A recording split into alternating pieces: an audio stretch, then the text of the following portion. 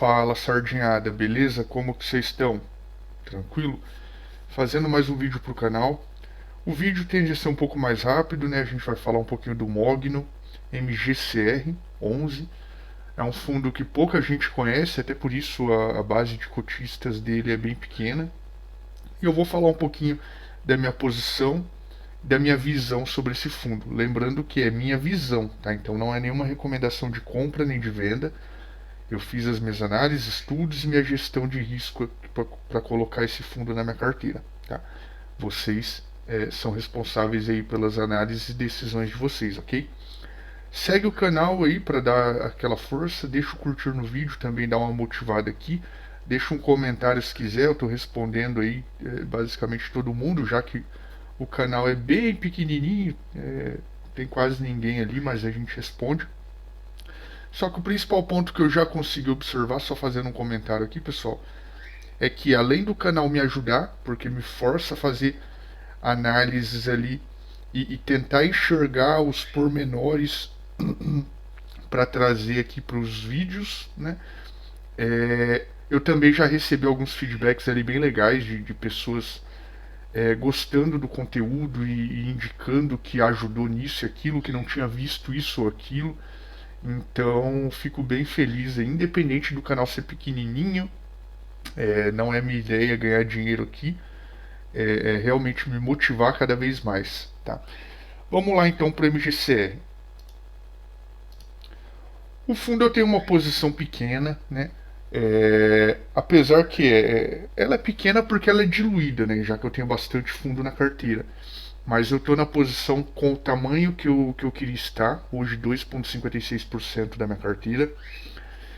Talvez, ele é um fundo novo, tá? Para quem acompanha, acho que quando eu comecei a gravar eu não tinha ele na carteira, depois eu passei a integrar. Tanto que é o primeiro mês que eu faço o comparativo mesmo dele. Eu só tinha feito análises ali principais e estudado algumas coisas mais.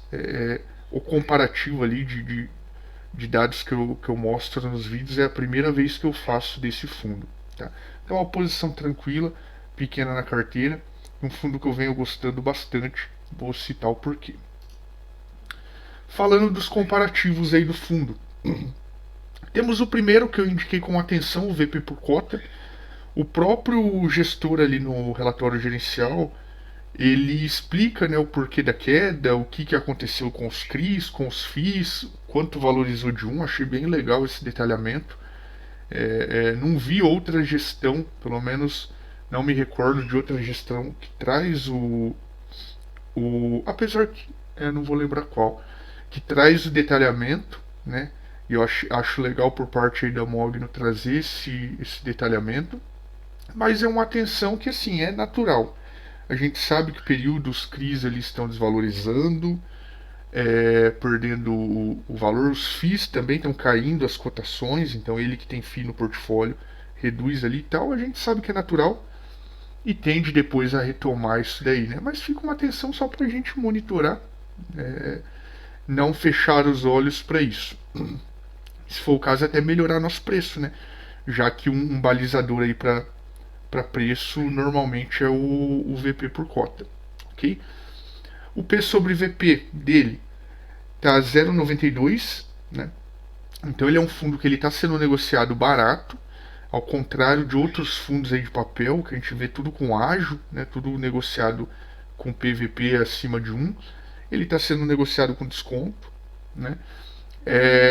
Não sei se o pessoal ficou com receio, né? Porque esse fundo ele teve problema com o fundo ali de logística, que foi inclusive transferido, né, a gestão para Suno Asset.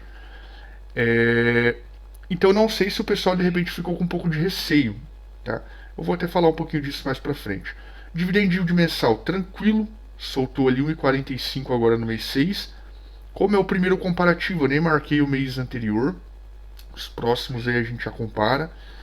O caixa dele tá com caixa de 10,13, achei alto, né, o caixa do fundo. Dá para alocar isso daí, talvez em coisas aí que possa gerar valor aí pra gente, né, deixar um caixa um pouquinho mais baixo, o necessário para emergências, né? A base de cotista, como eu citei, bem pequena, mas cresceu um pouquinho, de 2.560 para 2.640, né? Mas é uma base minúscula, né? Frente a outros fundos, é uma base minúscula. Resultado mensal do fundo melhorou de 1.400.000 para 1.700.000, então melhorou 300 mil. As despesas dele é bem equilibrada, 7 ali no mês, 6 no outro mês, tranquilinho ali a parte de despesa. A alavancagem aqui é aquilo que eu sempre falo, né? Ele não tem dívidas, é uma questão de contas a pagar ali que o fundo tem, e que quando eu faço o cálculo lá, ela reduz o PL, né? Todo passivo reduz o PL. Então quando eu faço o cálculo entra como uma alavancagem, mas é um itemzinho ali que é contas a pagar natural. Concentração, ele não tem uma concentração, apesar que tem uma operação ali que chega quase nos 15, né? Acho que está em quase 13. É um pouquinho alto, mas não chega nos 15. E a gente vai falar disso aí, é um devedor bem tranquilo, né? A vacância não tem o que se falar, porque é um fundo de recebíveis. E FIIs com o MGCR no portfólio, 19 FIIs aí possuem o MGCR no portfólio. É um número alto até de fundo imobiliário aí que tem ele na carteira. Tá? Quanto a indicadores, não tem nem muito o que falar. O único que fica um destaque aqui que pode dar uma mudada, que a gente sempre quer fundo utilizando ele, maximizando nossa renda, então talvez esse caixa aí não sei qual que é a ideia ali do gestor, mas está sobrando aí, poderia ser alocado em algo rentável. Tá? De resto, tudo tranquilo.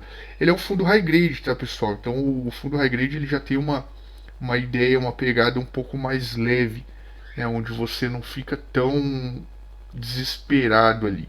Tá? Vamos falar um pouquinho do relatório gerencial dele, passar sobre os pontos principais.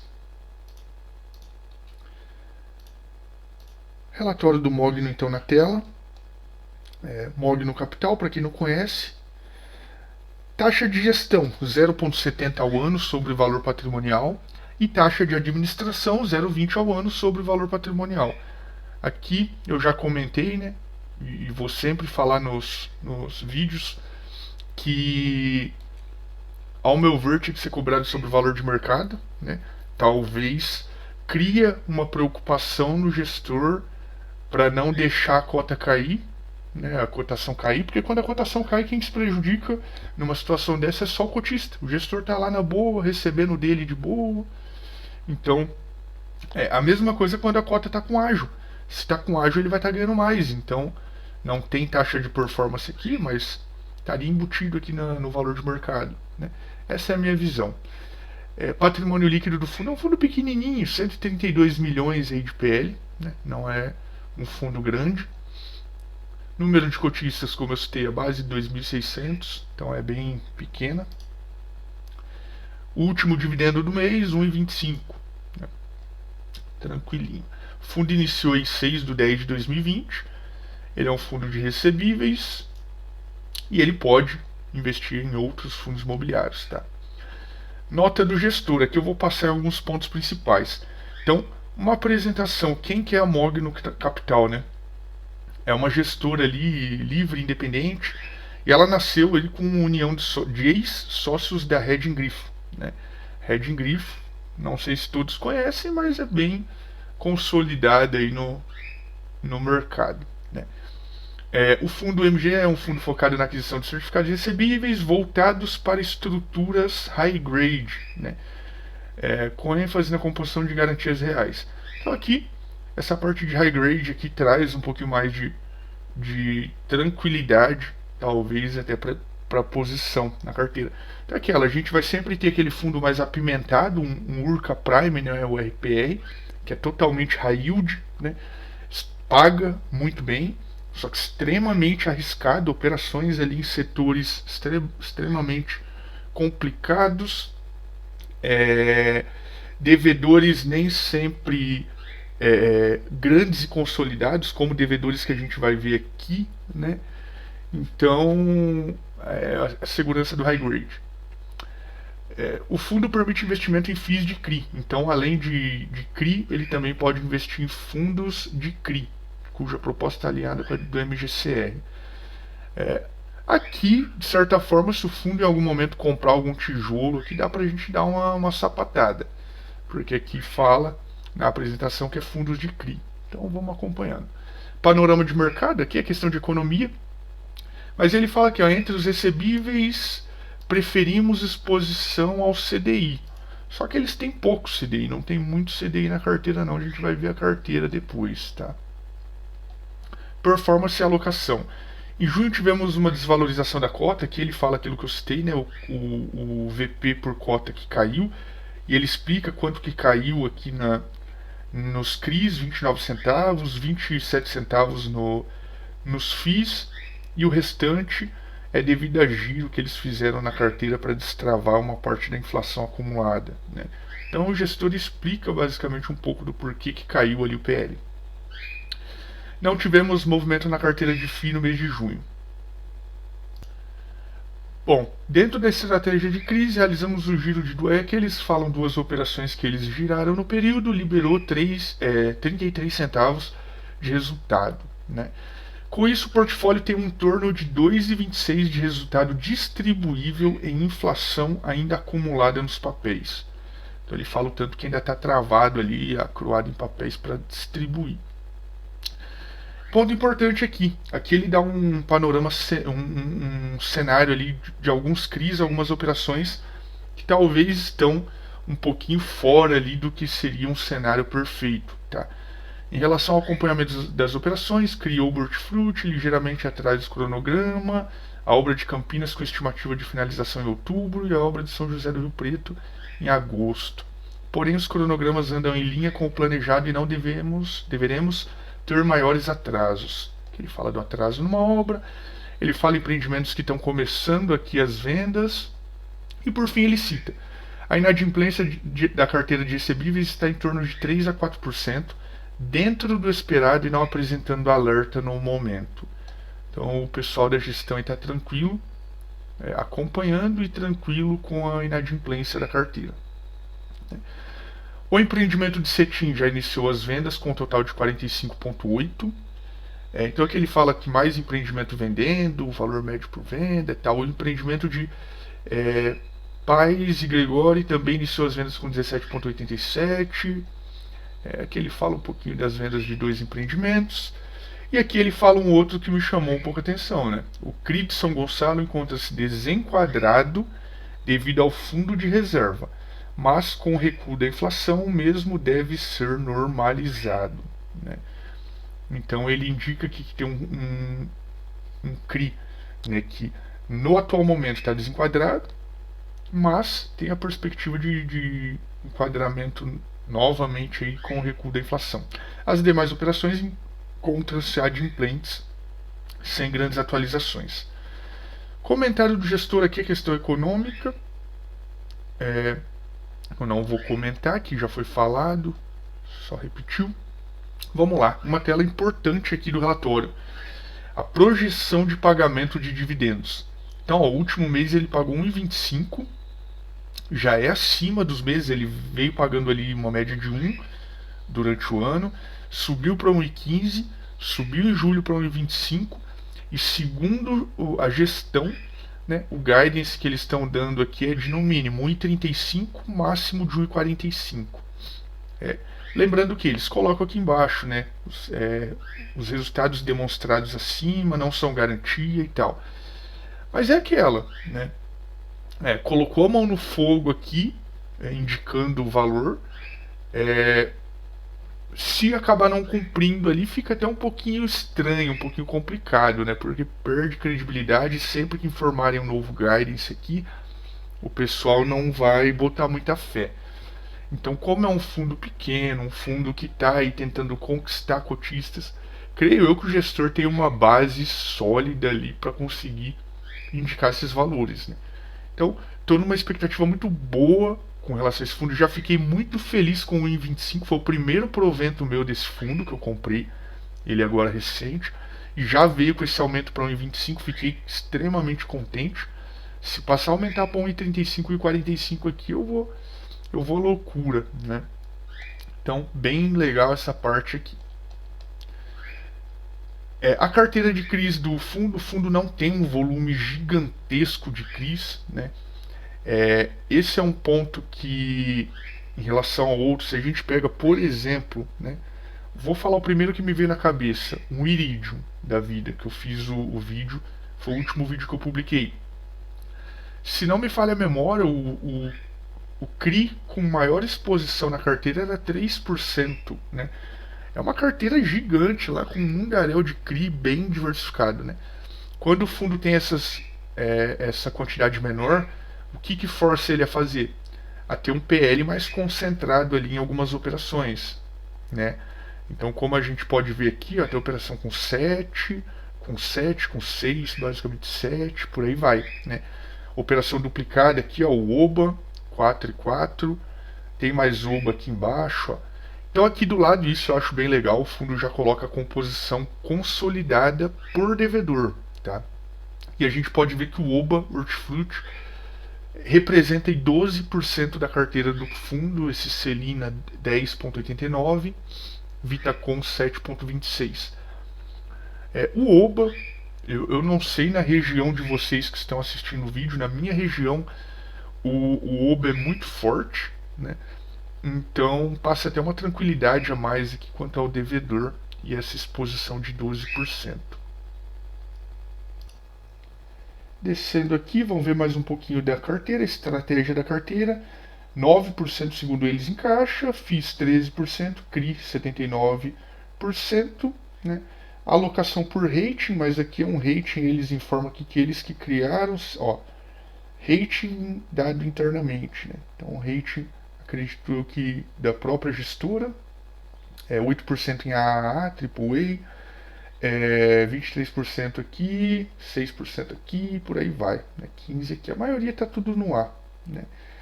E aí começa a vir aqui pro A- e o B. Alocação por segmento, também tranquilo, segmentos. Tem aqui uma hotelaria, né? Eu já falei em outros vídeos aí de Tord, de Versalhes, a questão de multipropriedade ali e hotelaria.